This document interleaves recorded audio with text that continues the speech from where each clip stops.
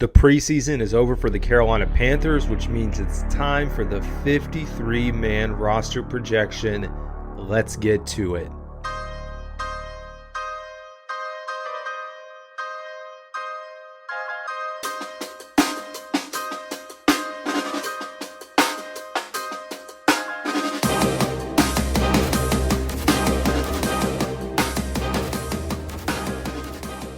Hey Panthers Nation, if you are here, please hit that subscribe button, or if you're listening to the audio version of this podcast, I would appreciate the follow.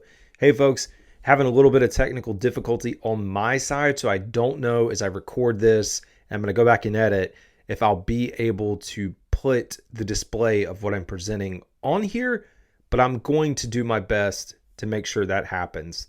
But without further ado, let's jump right in. So before we get into the nuts and bolts of who's making the cut, who's not, I think it's important to have framework on how this is going to work, because there's a lot of confusion floating out there on the internet. And even me personally, as someone that digs deep into this stuff and goes to NFL.com and looks at the rule book, goes to NFL operations, looks at all this stuff, checks all my sources that I know, and Mike K, Joe Person, David Newton, all those folks. It's fine, and Alex Zetlow. It's tough to get down and really understand what is happening. But after spending a ton of time doing this today, I think we've got a good enough grasp on this to get you prepared for what I think is going to happen. So let's start at the basic first piece of this, which is the PUP and non-football injury list. So you have Amari Barno and DJ Wonnum on the PUP list, Jonathan Brooks on the non-football injury list because it happened outside of his time in the NFL. Those three guys can go on that list and not count towards the 53-man roster. So Barno, Wonnum, PUP, Jonathan Brooks, non-football injury, like we just talked about. This impacts the Panthers in a few ways. The reason I wanted to call this out is because if you look at our list of injuries, some folks may get confused and say, well, can't we put this player on PUP or this player on PUP? You could only have a PUP designation way back at the beginning of camp. And if you played one snap, one practice, pretty much participated at any point or come off that list, you can't go back on it. And you can't not be on the list and then go on the list. Your only other designation is IR. So those three guys I do have staying on their respective list. We could see a possibility where Barno gets cut, but I do think they hang around and keep him there because we need some depth. And DJ Wonnum, we know hopefully he gets back as soon as possible. Jonathan Brooks, we've been told week 4, so it makes sense that he's going to sit where he is. On IR, it used to be that you would actually have to get your roster in place, make your IR designations after. So it was just a weird way that all this happened. You can actually make your IR designations before final cuts and it won't impact your 53. But the caveat is you only get 2. And as I initially sat here and looked at the list and was trying to piece this thing together, I had 4 or 5 guys on the bubble that could go on IR in my opinion, but I had to whittle that list down to 2. And so I personally think it's Dane Jackson and Sam Franklin Jr. Dane Jackson, we know, roughly like a 6-week time frame for recovery, so it wouldn't surprise me if he goes on IR. Same thing for Sam Franklin Jr. I would caveat that to say I'm holding my breath that Sam Franklin is not on season-ending IR and is unable to return. So that sets your framework for as we go through this and just as we get into the cuts and you'll have a better understanding. Now let's talk about practice squad protection, and you may say, what are you talking about? Way back during COVID, they made a few changes to help the teams. Number one, on your practice squad, they increased the practice squad from 10 to 16. The 16 practice squad that we know today is still intact, so that has not changed. What has changed is the protection. So I guess for 2 years after COVID, in the COVID year, you could protect 4 players on the practice squad, really not letting anyone else touch them or pick them up. There's a fantastic tweet out there, and I'm going to give a shout out to my man, Keep Purring, Ben of the Keep Purring podcast. So it stemmed from a conversation that he started around Jalen Coker. And as you can see here, which I'll pop up on the screen, Panther statement, another good follow as well, ask, do they still have practice squad protections each week? So you could designate the 4 that nobody could touch. Mike K says no. Mike K is knowledgeable, so there's a lot of confusion out there. That's why I wanted to call this out, because there's also ramifications of what we're going through to where eventually you may have guys on the practice squad, a Jalen Coker, a Plummer, whoever it is, Jaden Crumity, where you look at these guys and you're like, oh, I don't want anyone to poach them, but we can protect him. But we've got confirmation right here that that's not the case. You can Google it, and you will not find anything on NFL operations. I looked and looked and looked, couldn't find anything. I found other articles, but not direct sources, and I know Mike K's there every week. Waiver claims. Another significant thing to understand when it comes to waivers. So you're going to have however many guys, over 1,100 guys getting cut or waived. Really, we should say released or waived. And those words and how that plays out matters, because as the Panthers sit at number 1 in the waiver wire, they will be able to make claims on players that are eligible. And what that means is it all has to do with how many years of playing time does the player have? Are they vested? This is directly from the NFL.com. Once the waiver period starts, each year through the trading deadline, a vested veteran, and that is a player who has acquired 4 years of pension credit, so 4 seasons, is not subject to the waiver system if the club decides to release him. So we may sit here and think we've got, 1,100 players to pick from. In reality, we are looking at guys with 4 or less, well, I guess 4 is there, so really 3 or less vested years in the NFL. So it shortens the pool, because you're really at that point looking at a lot of undrafted free agents, guys with 1, 2, 3 years of experience, which we've seen the Panthers, maneuver with as we've gone through this. It just impacts that, because some people will also say, hey, let's go look, we see so-and-so is available. If they're a vested veteran, they're a free agent. They can do whatever they want. So I think it's important to understand all of these dynamics. Maybe you don't care, but I do, because I like to educate folks as best I can so you understand the ins and outs of how this thing is put together.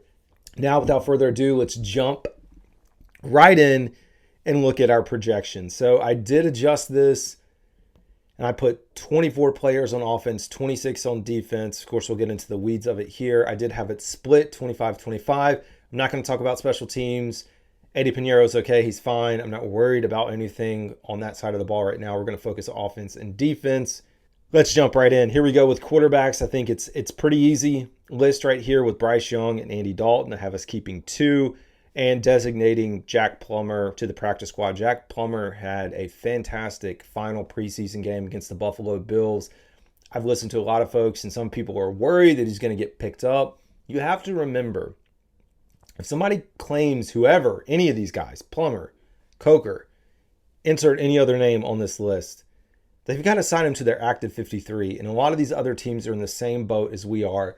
I'm not really worried about another team picking up Plummer as a third-string quarterback when most teams typically carry 2 on the active 53-man roster. So we'll put him away onto the practice squad. Now, running backs, that's going to shake things up here a little bit. And this is really based off of where things sit. And now at the beginning of this, you saw my projections around IR.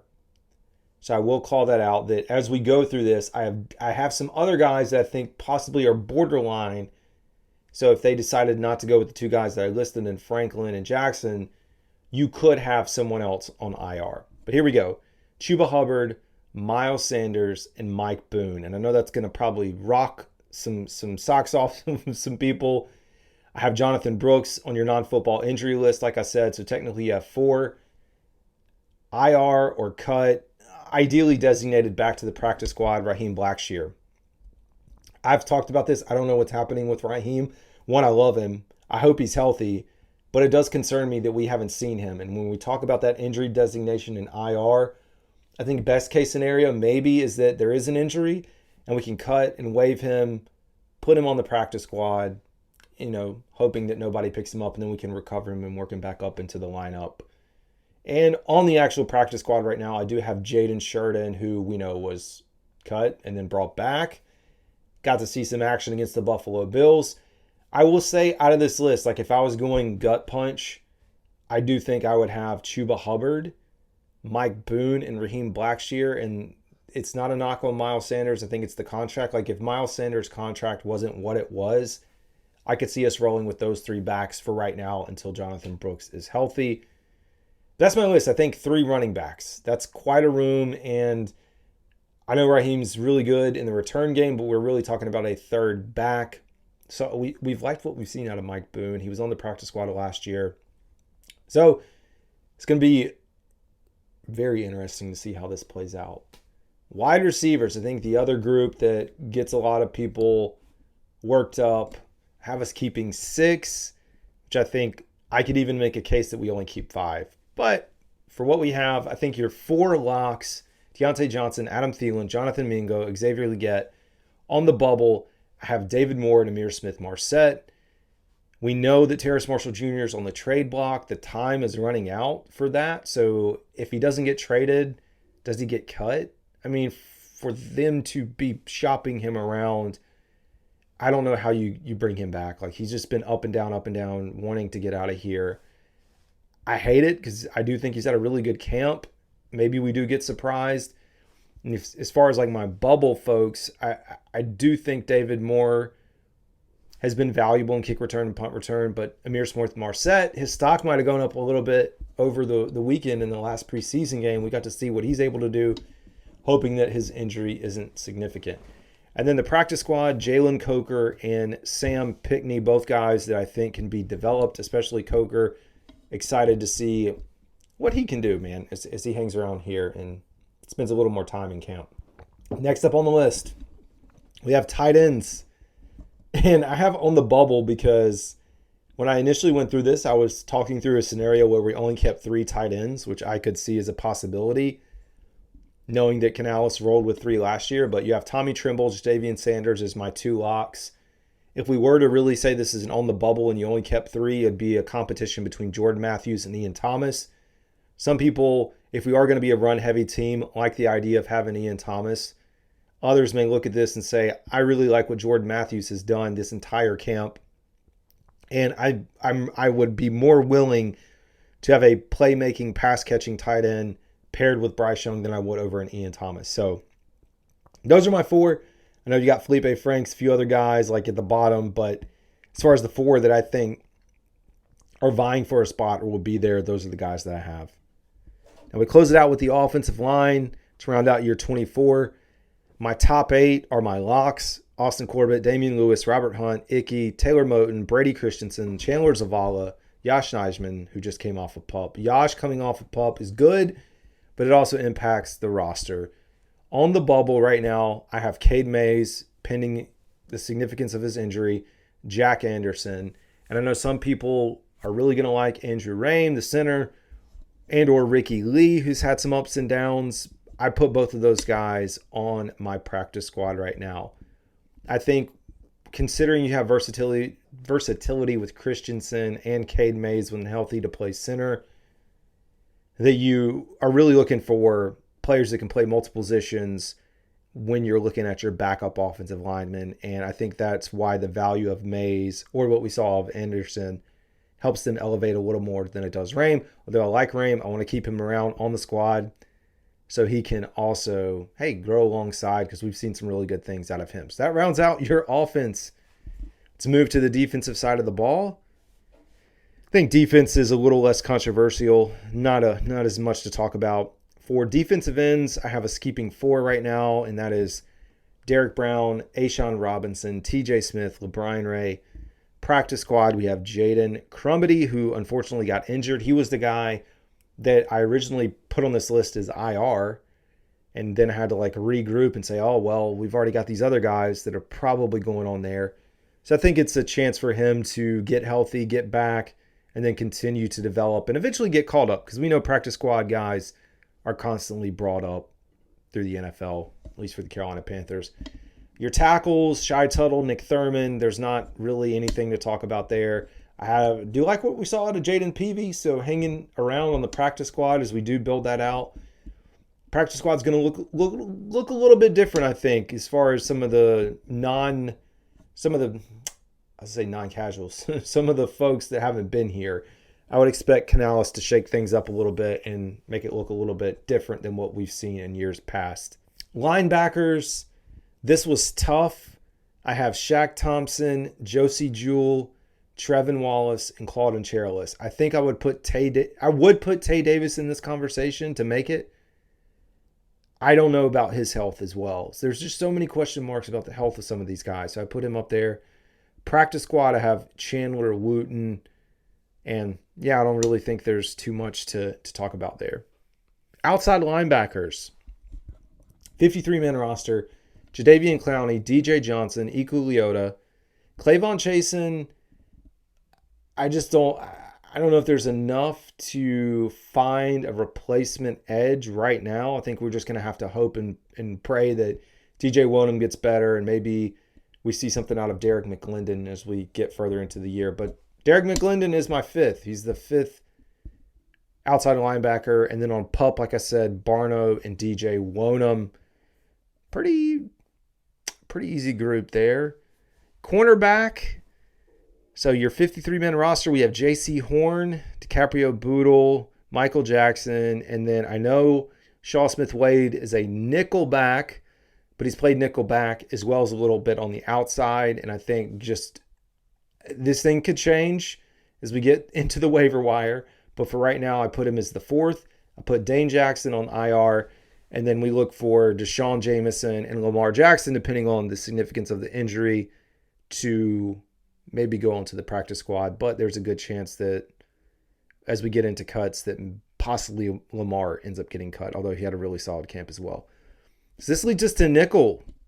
So I end up having us keeping 6 cornerbacks, 4 safeties. We have Troy Hill and Jamie Robinson. Yes, Jamie Robinson is making my final cut. And I the reason I moved Shaw Smith to cornerback was so that I could put Jamie Robinson here at nickel, given the age of Troy Hill, who I know has looked great in his time with Fujero, but that was my thought. Lastly is safety.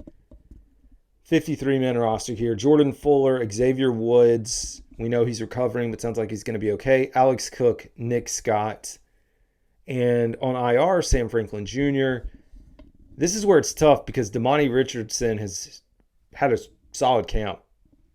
When I go stack up some of these players and look at deficiencies, like this is where you start talking about 3 tight ends or 5 wide receivers, and you pull in a Damani Richardson because you don't want him to escape and you want to see what he can develop into. That's it, folks. That is your 53-man roster projection for the Carolina Panthers. It's going to be a busy few days as I know the roster itself is going to shake out. Even by the time I record this, players could be cut as teams are already starting to waive players, 10, 11, 12 players at a time that I've seen for various teams. It's going to be a busy time, folks. So anyways, that'll do it. This is Carolina Dad. Y'all have a good one.